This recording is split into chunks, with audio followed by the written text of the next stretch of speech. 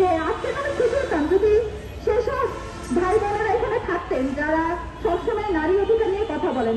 কিন্তু দুঃখের বিষয় যে যখনই হিজাব নিয়ে কথা উঠে কেন জানি এসব বোনদেরকে আমরা আর পাশে পাই না।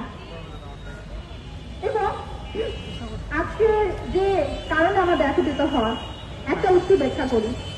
কি যেন একটা হাঁটতেছে, কিছু একটা হাঁটতেছে, মানে একটা মেয়েকে এইভাবে করে মকারি করতেছেন আমাদের সংসদে উচ্চ আসনে বসা একজন মন্ত্রী। কেন একটা মেয়েকে একটা বস্তু, সে কিভাবে একটা বস্তু হতে পারে? একটা মেয়ে কি মানুষ না? এবং সে হচ্ছে তার নারী সদস্য আরো যারা ছিলেন ওখানে তাদেরকে উদ্দেশ্য করে বলতেছেন যে তারা আমাদেরকে দেখতে পায়, আমি তো তাদেরকে দেখতে পাই না। তারা আসলে কি দেখতে চায়? আমাদের মেধা যোগ্যতা প্রকাশের জন্য কি আমাদেরকে এখন শরীর প্রদর্শন করতে হবে? কি চায় তারা আসলে এখানে? এটা কি আজকের ঘটনা?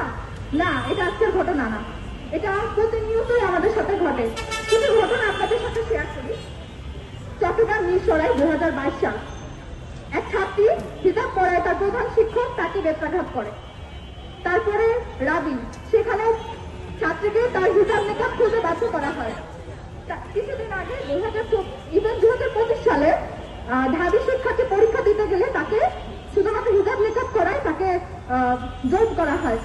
এবং আরো একটি জরিপের বিষয় বলি, অধিকার সচেতন শিক্ষার্থী সমাজের একটা জরিপ, তারা হচ্ছে 24-এর পরে এই জরিপটা করেছিল এরকম যে যেসব শিক্ষক হিজাব বিরোধী তাদের একটি তালিকা প্রকাশ করে। এখানে 100 জনের তালিকা প্রকাশ হয় এবং তার মধ্যে সর্বোচ্চ বিদ্যাপীঠ ঢাবির 24 জনের নাম ছিল। কিন্তু আপনারা কি মনে করেন এই সংখ্যাটা 100? মোটেই না। আমি বলবো এই সংখ্যাটা হাজারেরও বেশি। আমাদেরকে প্রতিবাদ করতে এখানে যে নারীরা উপস্থিত আছে যারা হিজাব পরে, আমি আবারও বলতেছি এটা নিকাব না, ওই হিজাব পরার কারণেও আমাদেরকে বিভিন্ন সময় হেনস্থা এবং কটাক্ষের শিকার হতে হয়। কেন? এটা কি আমাদের সাংবিধানিক অধিকার না?